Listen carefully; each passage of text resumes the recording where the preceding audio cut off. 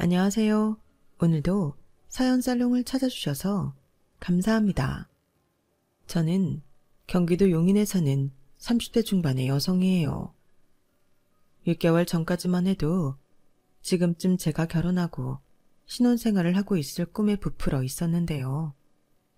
남친 본가에 인사를 간 후에 자기 아들만 최고고 저한테 함부로 하는 남친 어머니 때문에 남친한테 바로 파혼을 통보했네요. 즉흥적으로 결정했던 결혼이 아니고 저나 남친이나 나름 진지하게 고민하고 서로가 끝까지 연을 맺자고 했었기에 남친은 제가 파혼하자고 했을 때 자기 엄마를 안 보고 살겠다고 강하게 나왔지만 순한 남친이 안 보고 사는 거는 고사하고 자기 엄마와 제 사이에서 어쩔 줄 몰라 할 게 너무 보이더군요.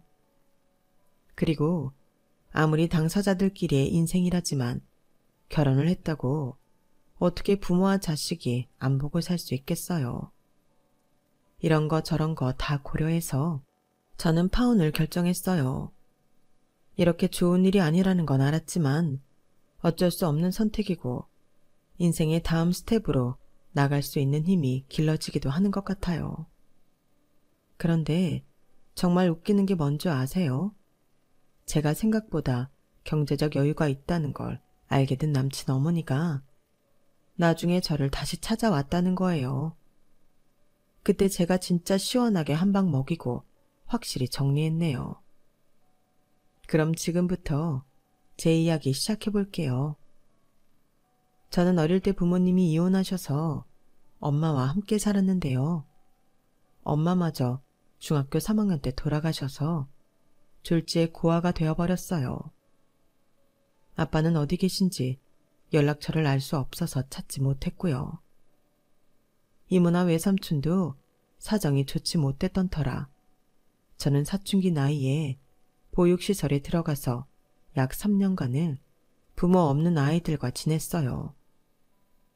이렇게 말하면 제가 남의 불행으로 위로받는다고 못마땅하게 생각하실지 모르겠지만 보육시설에 들어가 보니 저보다 훨씬 어린 아이들도 부모가 없거나 있더라도 찾으러 오지 않는 걸 보며 어쩌면 저는 이만큼 클 때까지 엄마하고 같이 지낼 수 있는 게 행운일 수도 있겠다는 생각을 했어요. 사람이 사회에서 정해놓은 기준에서 벗어나면 그 기준에 있는 사람들 시선 때문에 상처를 많이 받게 되더군요. 엄마와 둘이 지낼 때도 아빠 없다는 걸 알까봐 남몰래 마음 졸이기도 했었는데 아무도 없는 건 정말 비교도 안 됐어요. 보육시설에 있는 아이들은 겉으로 밝아 보여도 마음에 다 상처가 있어서 그게 참 안 됐더라고요. 저는 자연스럽게 사람들 마음에 관심을 갖게 됐고 심리학과에 좋은 성적으로 들어갈 수 있었어요. 다행히도 보육시설을 후원해 주시는 어떤 분께서 대학에 들어간 아이들에게 장학금을 주셔서 그 덕도 봤고요. 학교 다니는 내내 아르바이트와 공부에만 매달리며 4년 내내 장학금을 받으며 다닌 저는 학과 특성상 대학원은 나와야 좋은 일자리를 얻을 수 있기에 대학원 진학을 결심했어요. 그렇더라도 제가 학비를 벌어야 해서 저는 적당한 일자리를 찾아야 했어요. 저는 한 상담센터의 카운터에 취직이 되었고 그때부터 대학 다닐 때와는 비교도 안 되게 매일이 강행군인 생활을 하게 됐어요. 하지만 알바자리를 찾아 여기저기 뛰어다니지 않아도 되는 게 정신적으로는 훨씬 편하더라고요. 그렇게 폭풍 같은 2년이 지나고 청소년 아동 상담 심리사 자격증도 따고 이런저런 민간 자격증을 딴 후에 한 대기업의 상담센터에 취직이 되어 당당한 직장인이 되었네요. 그날의 감격은 이루 말할 수가 없었어요. 지금 생각해도 그때의 뿌듯함과 날아갈 것 같은 기분과 기쁨이 생생하네요.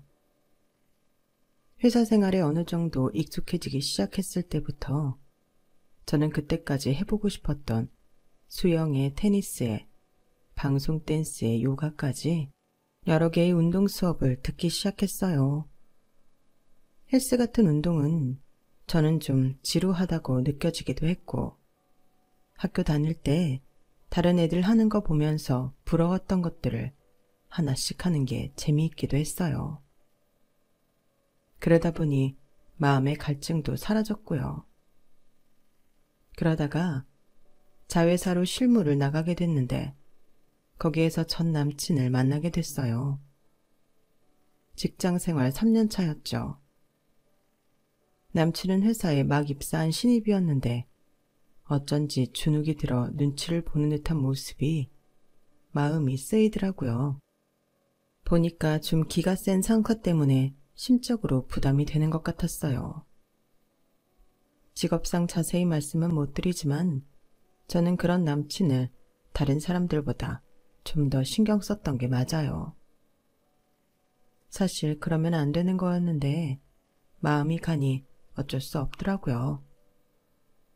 결국에는 제가 아닌 다른 상담사한테 맡겼는데 그러고 났더니 이 사람이 저한테 데이트 신청을 하는 거였어요. 상담사님, 아니 박미연 씨, 저 만나주세요. 저 싫은 거 아니죠? 그렇다고 믿어요. 느낌이라는 게 있잖아요. 박미연 씨가 저한테 해주신 거 상담사 이상으로 잘해주셨다는 거 저도 느끼거든요. 단순한 호의가 아니시라면 만나주세요. 남친의 진실된 마음이 느껴져서 저는 다른 핑계를 댈 수 없었어요. 저도 모르게 남친한테 이성적인 호감을 갖고 있었던 게 사실이었거든요. 그렇게 저와 남친은 연애를 시작했고 저는 그때까지의 인생에서 가장 행복한 시간을 보내게 되었네요. 늘 생활에 치여서 뭔가 해내야 하는 것에만 신경을 쏟고 살다가 그저 좋아하는 사람을 만나서 편안한 시간을 보낸다는 게 꿈 같기만 하고 너무 좋았어요. 그렇게 남친의 한마디에 시작한 연애는 3년간 이어졌고 저희는 누가 먼저랄 것도 없이 자연스럽게 결혼 이야기를 꺼냈어요. 하지만 저는 제 가정 사정 때문에 좀 자신이 없기도 했어요. 상혁 오빠, 근데 나 현실적인 걸 부정하는 사람 아니거든? 솔직히 말해서 대한민국에서 나 같은 조건의 여자 좋아할 시대가 없지. 누가 친정부모도 없고 고아로 자란 사람을 집안 식구로 맞이하고 싶겠어. 오빠가 무리해서 나랑 결혼하려고 하지 않아도 돼. 남친과 사귀고 1년이 지났을 무렵 저는 저의 가정사를 털어놓았고 남친은 그럼에도 대학원까지 나와서 당당히 대기업에 입사한 저를 굉장히 높게 봐주었어요. 오히려 더 멋있고 좋다면서요. 무슨 그런 말을 해. 나 무리하는 거 아니야. 물론 엄마가 뭐라고 하실지 걱정되기는 하지. 그렇다고 내가 좋다는 사람을 무조건 반대하실 분 아니야. 그래, 나 어디 가서도 환영받지 못할 거라는 거 아는데 그렇다고 언제까지 움츠리고 있을 수만은 없지. 부딪힐 건 부딪혀 봐야지. 서로 정드는 건 시간이 걸리기도 하는 거고. 그러다 보면 나의 장점을 봐주실 수도 있을 거야. 미연이 너 정도면 금방 장점 눈에 보일 테니 걱정하지 마. 남친도 아버지는 대학 때 돌아가셨다고 했는데 정말 어머니가 과보호를 하는 게 느껴졌어서 회사에서 그런 점들은 동료들이 불편해할 수 있다며 상담을 해줬었거든요. 남친도 엄마가 자기한테 다른 부모보다 극성이라는 건 알았지만 쉽게 고칠 수가 없어서 힘들어 했어요. 그래도 저와 사귀면서 좀 외향적이 되었고 밝아진 부분도 있어서 저도 다행이라고 생각했는데 이렇게 외아들을 귀하게 생각하는 어머니를 만나러 갈 생각을 하니 많이 부담스럽긴 하더군요. 그리고 남친은 버는 돈도 남친 어머니가 더 많이 쓰고 자기 미래를 위한 자금도 많이 모으지 못했어요. 저는 청력 들었던 걸로 몇 년 전에 20평대 아파트에 들어가 있었지만 남친은 자기 앞으로 된 변변할 자산이란 게 없었어요.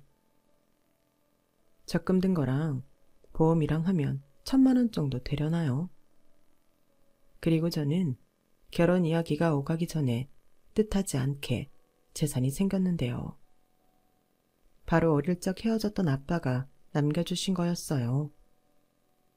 아빠가 돌아가시면서 제 앞으로 건물을 남겨주셨다며 변호사와 아빠의 딸이 저를 찾아왔었거든요.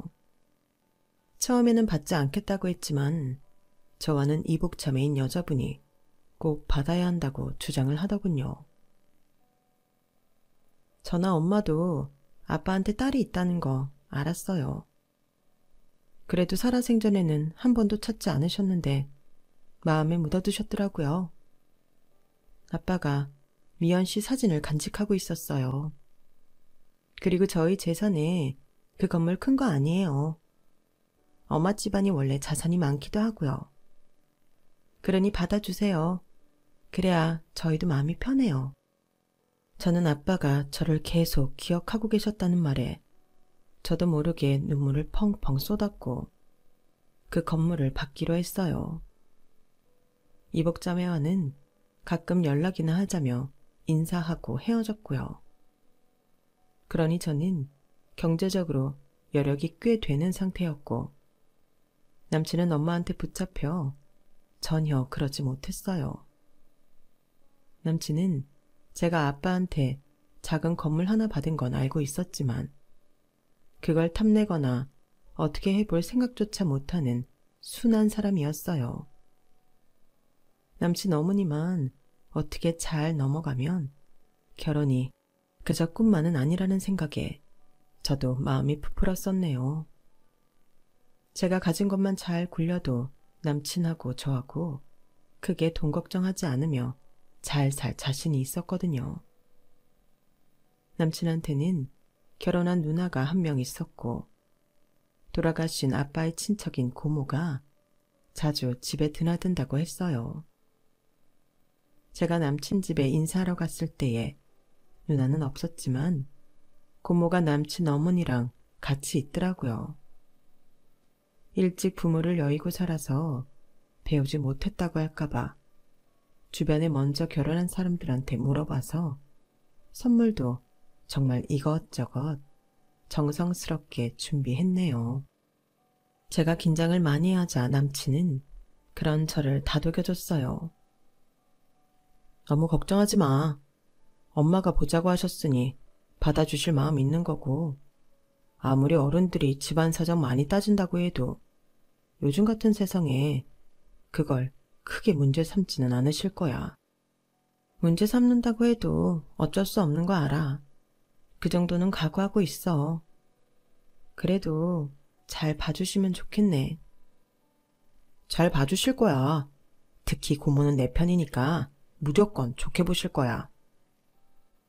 남친 말에 저는 불안한 마음을 달래려 노력하며 남친 집에 들어섰어요.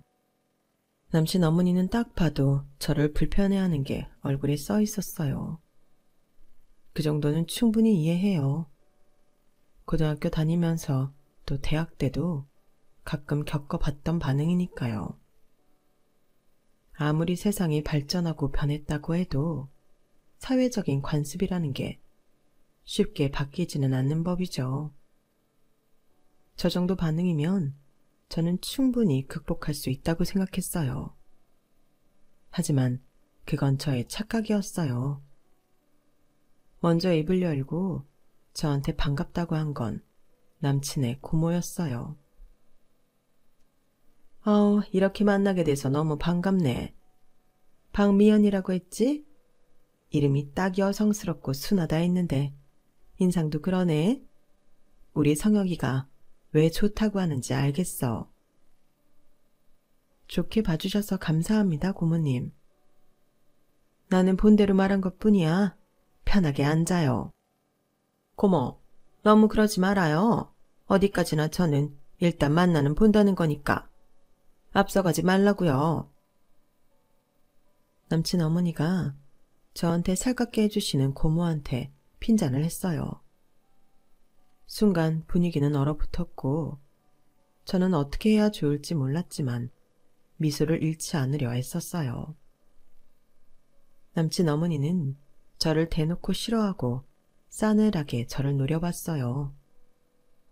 물론 남친이 열심히 설명을 해서인지 음식도 대접받았고 남친 고모는 분위기를 풀려고 애썼지만 저는 밥 먹는 동안 뭐가 어떻게 되는 건지 정신이 하나도 없었어요.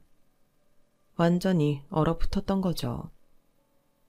남친은 저에 대해 좋게 말하려고 계속 애를 썼어요. 미연이가 정말 대단해. 대학 때는 계속 장학금 받았고 대학원 때도 학비 벌려고 상담센터에서 일하면서 논문 쓰고 졸업했다니까. 지금은 우리 모회사 상담센터에 정직원으로 있고 나처럼 부모 밑에서 다 해주는 거 받으면서도 공부 잘 못한 것보다 100배 낫지 않아? 정말 뭘 해도 하고 살 거라니까. 라는 남친의 말에 고모도 저를 칭찬했어요. 그러네, 아주 야무져. 인생을 아주 잘 살았어. 이렇게 잘해낸 거 보고 부모님도 저 세상에서 마음 놓으시겠어. 진짜 좋은 마누라 데려왔네, 우리 성혁이? 아니, 처가 식구 하나 없는 애가 무슨 좋은 마누라예요. 고모, 아무리 한 다리 건너라고 해도 고모한테 하나밖에 없는 남자 조카예요. 말씀 그렇게 쉽게 하지 마세요. 남친 어머니가 쏘아붙이자 고모도 불편해했어요.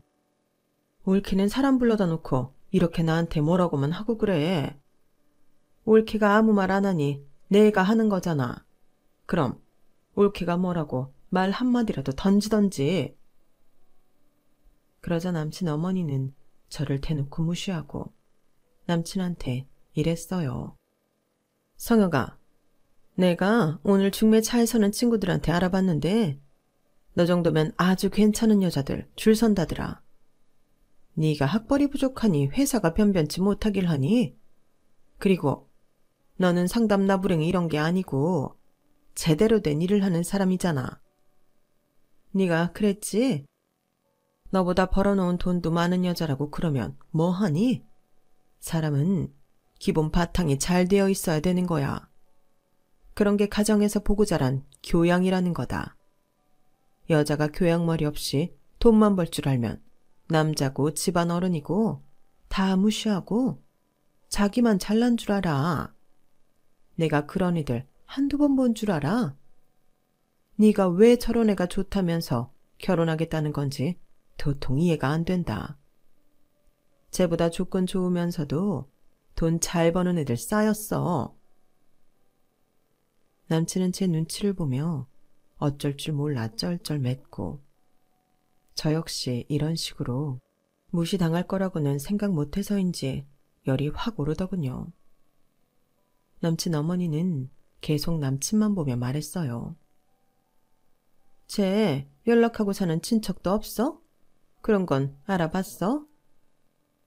남친은 대답을 못했고 제가 말하려고 하자 남친 어머니는 손사래를 치며 다시 말을 이어갔어요. 그런 말 안 했다는 건 천혜구하라는 소리야.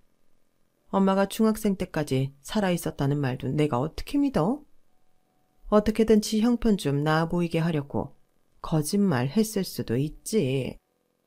결혼식장에 여자 쪽 친척 자리가 썰렁 해봐라. 분위기가 어떨 것 같아? 그리고 나도 그렇다.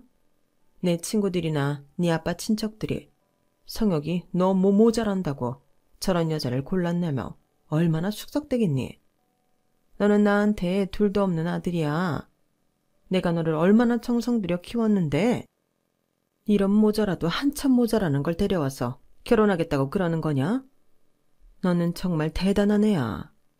너 스스로 그걸 모른다는 게 나는 너무 충격이다. 그리고 마누라가 돈 더 잘 벌어봐라. 너한테 돈 쓰는 거 잔소리할 거고. 그러면 분명히 나한테 오는 돈 가지고도 뭐라고 할 게 분명하다. 두고 봐. 내 말이 맞을 테니까.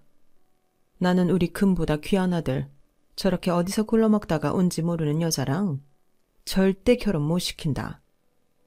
오늘도 나는 네 체면 세워주고 싶어서 만나겠다 했는데 딱 봐도 애가 외로워 보이고 부티가 안 나는 게 안 되겠어. 나 저런 애한테 내 아들 뺏기고 싶지 않아. 부잣집에 좋은 직업 가진 여자랑 짝지어줘도 아까워서 밤낮으로 생각날 내 아들인데 어떻게 저런 여자한테 주니? 난 못해. 라더니 우는 신용까지 하더라고요. 성혁아, 내가 너한테 어떻게 했는데 이렇게 실망을 시켜. 그래, 100번 양보해서 네 말대로 괜찮은 여자라고 쳐. 인물이라도 반반 해야 될 거 아니냐. 부모 사랑 못 받은 티가 나는지 삐쩍 골아가지고 얼굴 색도 파리하고 아주 박복한 인생이야. 저런 여자랑 내 아들이 같이 사는 거 난 못 본다고. 엄마 죽는 거 볼래? 성혁이 너 이럴 거야? 남친은 엄마를 달래랴 제 눈치를 보랴 우왕좌왕했고 고모는 한숨을 쉬며 고개를 절레절레 흔들더라고요. 그 모습을 보고 저는 이 결혼은 안 되겠다 싶었어요.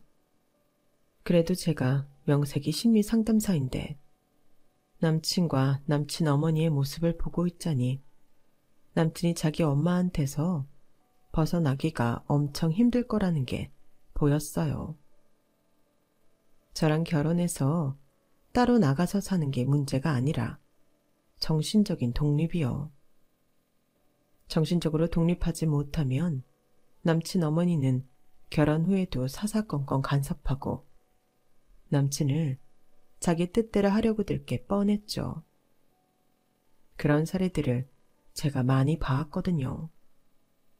그래서 이혼을 고민하고 결혼 생활에 갈등하는 여성들도 봤고요.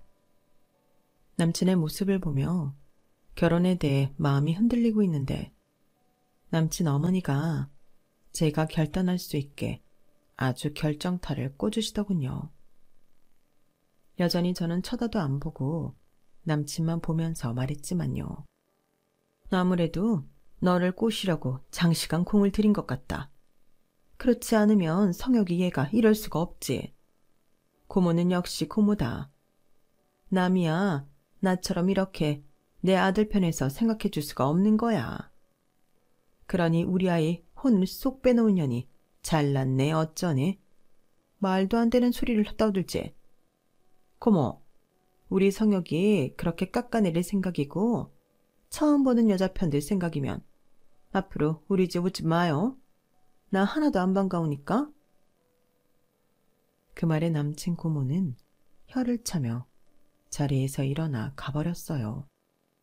저 역시 바로 뛰쳐나가고 싶었지만 이게 처음이자 마지막이라고 스스로에게 주문을 걸며 버텨냈죠. 성혁아, 나는 우리 아들 평범하게 살았으면 좋겠어. 너보다 돈 좀 모았다고 너 기죽이고 눈치 보게 하지 않을 여자 얼마든지 있거든. 나는 너보다 돈 많은 것도 싫어. 제대로 된 부모 밑에서 평범하게 자란 애를 만나야 네 삶도 평탄하다. 엄마 마음 알겠어? 엄마, 미연이 그런 사람 아니라고 말했잖아. 정말 좋은 사람이고 나 회사에 적응할 수 있게 많이 도와줬어. 그런 걸 홀린다고 하는 거야. 네가 정말 도움이 됐는지 어떻게 아니? 네 인사고과가 올랐어. 인센티브를 받았어. 아니잖아. 너처럼 엄마 사랑 듬뿍 받고 자란 애는 저렇게 허먹에 큰 애 감당 못한다. 내가 잘 알아. 저는 더 이상 듣고 있을 수 없어서 한마디는 하고 가야겠다 싶었어요. 제가 그렇게 마음에 안 드시는데도 만나겠다고 해주신 걸 감사드려야 하는 걸까요? 어머니, 제가 부모가 없다는 것만 마음에 안 드시는 건지 다른 것도 마음에 안 드시는데 자꾸 그것만 강조하시는 건지 궁금하네요. 객관적으로 제 조건이 나쁘다는 거 저도 충분히 알고 있어요. 그렇다고 해도 인사 온 자리에서 이렇게까지 무시당해야 할 일은 없다고 생각하는데요. 하지만 끝까지 남친 어머니는 저를 쳐다도 보지 않고 남친한테 매달려 눈물바람을 찍어내며 말했어요. 저거 말하는 거 봤지? 지금 봤지, 성혁아? 나한테 지금 따지고 들지 않냐? 저게 바로 가정교육이라는 거야. 저는 더 이상 거기에 있는 게 아무 의미가 없게 느껴졌어요. 바로 자리에서 일어나 남친 집을 나왔죠. 저를 따라 나온 남친과 말다툼도 했고요. 남친은 아무리 그래도 어른 앞인데 이렇게 나와버리면 어떻게 하냐고 자기가 난감해진다나요? 저는 지 엄마한테 겁먹은 듯한 표정의 남친에게 선언했어요. 우리 결혼하지 말자, 오빠. 없던 걸로 해. 까놓고 말해 저는 남친 하나 보고 이 결혼을 원했던 거고 제가 부모가 없다는 게 흠이지 다른 거에서는 꿀릴 게 전혀 없었어요. 연봉도 제가 높았고 가진 돈도 제가 더 많잖아요. 그런데 왜 제가 이런 결혼을 뭐 때문에 하겠어요? 무엇보다 문제인 건 남친이 자기 엄마 치마폭에 폭 쌓여서 정신을 차리지 못한다는 거였어요. 이건 엄마가 너를 처음 보니까 너를 몰라서 그러는 건데 이런 걸로 결혼을 안 하겠다고 하면 어떡해? 안 하는 게 맞아. 오빠는 어머니 못 이겨. 아니, 이길 생각도 없어 보여. 부모한테 반항하거나 못되게 굴라는 말이 아니야. 성인이 됐으면 자기 인생에 대한 판단은 스스로 하고 겸손하면서 당당해야 하는데 오빠는 안 그래. 어머니가 조금만 뭐라고 해도 쩔쩔매고 어머니 기분 상했을까봐 눈치 보고 그러면서 내 눈치까지 보고 내가 감당 못할 것 같아. 너는 상담사잖아. 그러니 이런 걸 더 이해해주고 객관적으로 봐주고 앞으로 어떻게 해야 할지 코치해줘야 맞는 거 아니야? 나 밖에서나 상담사지 집에서까지 상담사 아니야. 나도 집에서는 나를 알아주는 사람하고 있고 싶고 나도 위로받고 싶다고. 사람이 그래야 밖에서 힘을 내서 일하지. 오빠 집에서까지 일을 하라고? 설마 오빠 그런 것 때문에 나하고 결혼한다고 했던 거야? 그래? 아니, 꼭 그렇다기보다 너라면 언제든 곤란한 일도 잘 이겨내고 나 힘들 때도 잘 들어주고 어떻게 해야 할지도 알려줄 것 같았고 엄마가 뭐라고 해도 괜찮을 줄 알았지. 그게 그거지. 나를 집안의 상담사로 고용하려고 한 거지. 고용은 무슨 고용이야. 그런 거 아니야. 아무튼 오늘은 미안하다. 나도 할 말이 없네. 그냥 결혼 안 하기로 하면 미안할 것도 없어. 미연아, 결혼 안 하자고만은 하지 마. 오빠는 홀로서기를 해야 돼. 결국 엄마를 떠나면 나한테 기대려고 나랑 결혼하겠다고 한 거야. 오빠도 잘 생각해봐. 그리고 나는 나 이렇게까지 싫어하시는 분 억지로 설득해가면서 살고 싶지 않아. 아까도 말했듯이 나도 집에서는 편하게 살고 동등하게 대접받고 위로도 받고 쉬고 싶다고. 이 결혼 무효야. 그날 이후로도 남친은 저한테 전화도 하고 속된 말로 많이 질척거렸어요. 정말 저를 좋아하는 마음도 있었겠지만 진짜 속내를 말하는데 많이 실망이 되더군요. 네가 없으니까 불안해. 이제 내가 힘들고 일 생기면 누가 나를 받아줄까 싶고 위로받을 데가 없어지잖아. 엄마도 나를 너무 힘들게 할 때가 있는데 그럼 난 이제 누구한테 가서 하소연을 하겠어. 나는 미연이 네가 필요해. 남친은 저를 자기 전담 상담사라고 생각하는 게 분명했어요. 그래서 단칼에 자르고 정신 차리라고 했네요. 어차피 저는 본사로 돌아온 지 꽤 됐기 때문에 회사에서는 더 이상 만날 일이 없었어요. 제가 만나주지 않고 연락도 받지 않고 카톡도 차단하자 남친은 포기한 것 같더라고요. 그런데 한 달쯤 지났을 때 모르는 번호로 전화가 왔는데 목소리를 들으니 바로 알겠더라고요. 남친 어머니였어요. 나 우리 성혁이랑 아가씨 결혼 때문에 만났으면 해. 저희 결혼 없던 걸로 하고 안 만난 지 한 달 넘었어요. 들으셨을 텐데요. 저는 결혼 안 하기로 했습니다. 나 때문이면 그럴 필요 없다는 말 하려고 전화한 거야. 안 그래도 성혁이가 연락처 안 알려주려는 거 간신히 알아냈는데 어른이 말하는 건 들어봐야 되지 않겠어? 일단 만나서 얘기하자꾸나. 저는 이제 와서 대체 무슨 말을 하려나 궁금하기도 했고 확실히 매듭을 짓기 위해서라도 만나기로 정했어요. 어쩌면 남친이 하도 징징거려서 연락한 걸 수도 있으니까요. 니네 결혼 안 한다고 성혁이한테 듣기는 했다.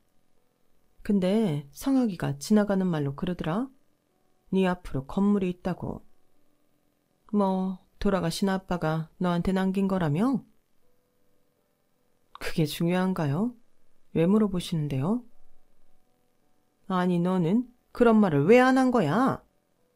나 말이야. 니네 결혼 허락할 테니까 그 건물 우리 성혁이 이름으로 해다오. 어차피 결혼하면 네 돈이 성혁이 돈 아니니? 네 아파트 그 20몇 평 하는 그런 건 별 도움 안 되고 네가 갖고 있다는 건물이 동네도 그렇고 차건 크건 앞으로 꽤 가치가 있을 것 같더구나. 나 정말 큰 결심한 거다. 그러니까 그 건물 성혁이 이름으로 하고 결혼 준비 들어가라. 정말 기가 차서 말이 안 나오는 것도 정도가 있죠. 사람이 어떻게 저런 말을 뻔뻔하게 할 수 있나 이해가 안 되더라고요. 그래서 저는 냅다 이렇게 말했어요. 아드님 이름으로 하고 싶으시면 계약금부터 내세요. 여기서 이럴 게 아니라 부동산으로 가죠. 거기서 정식으로 계약서 쓰고 돈이 오가야 되지 않겠어요? 무슨 소리야? 우리 아들하고 결혼할 건데 계약서를 왜 써? 계약금은 또 뭐고? 너 말귀를 잘 못 알아듣는구나. 아줌마가 뭔가 착각하신 것 같은데요. 저 아드님하고 결혼 못해서 안 달라지도 않았고 그 결혼 꼭 해야겠다고 아드님 붙잡지도 않았어요.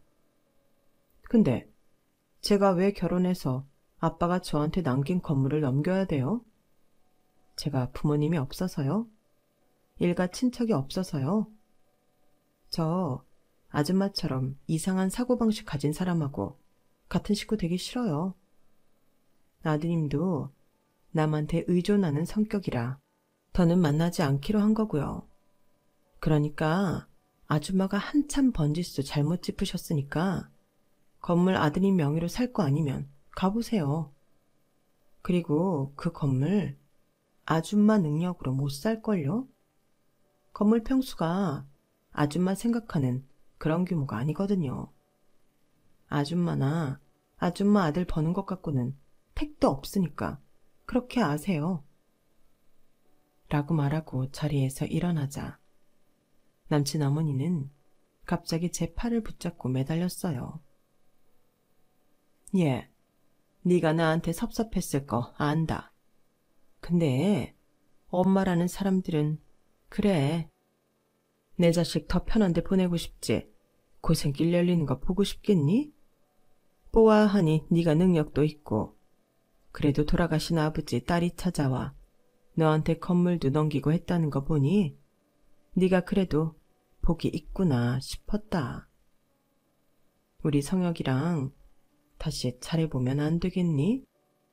저는 남친 어머니가 왜 그러는지 어느 정도 짐작은 갔어요. 왜냐하면 제가 남친 연락 안 받으니 남친이 저한테 SNS로 문자를 남겼는데 엄마가 소개해준 여자랑 잘 안 됐다고 했거든요. 그래서 저한테 위로받고 싶다고 했는데 저는 그냥 안 만나기로 했고 그 문자도 씹었어요. 남친 어머니는 좋은 자리를 놓치니 제가 아쉬워졌고 거기다가 제가 건물까지 있다고 하니 완전 군침이 돈 거죠. 왜 이러세요? 저보고 박복하다고 하지 않았어요? 박복한 사람이 아빠 건물 받으면 복이 많아지나요? 그것도 되게 이상한 논리네요. 저 아줌마 이상한 성격에 놀아나고 싶은 생각 추호도 없으니까 그만하고 가보세요. 그러자 갑자기 또 본색을 드러내더군요. 이게 정말 좋게 좋게 봐주니까 아주 웃기네. 이래서 부모 없이 큰 것들이 문제라는 거야. 어른이 그러라고 하면 될 것이지. 네가 어디 가서 우리 성혁이 같은 애 만날 수 있겠어? 못 만나죠. 어떻게 그렇게 의존 심하고 엄마 치마폭에 사야 쩔쩔매는 다 큰 남자를 만나겠어요. 저는 다시는 만나고 싶지 않아요. 그러니까 아줌마가 평생 끼고 살든지 알아서 하세요. 자기 돈 모아놓은 것도 1,000만 원 될까 말까 하면서 엄마한테 휘둘리는 남자를 어떤 여자가 좋다고 하겠어요? 저는 그런 무능한 아들을 결혼시킨다고 제 유산받은 건물을 당당히 내놓으라고 하는 아줌마 같은 사람 상종하고 싶지 않아요. 한 번만 더 저한테 막말해봐요. 저 아줌마가 저한테 아들 가지고 혼인빙자 사기치려고 했다고 경찰에 신고해버릴 테니까 그런 줄 아세요. 그렇게 일어나서 돌아서자 남친 어머니는 주먹을 꽉 쥐고 부르르 떨며 아까워 죽겠다고 난리를 치는데 속이 다 후련하더군요.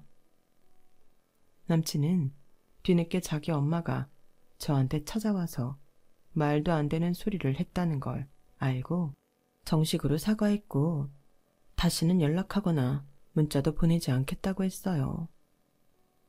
저와 남친은 그렇게 완전히 정리를 하고 끝을 냈네요.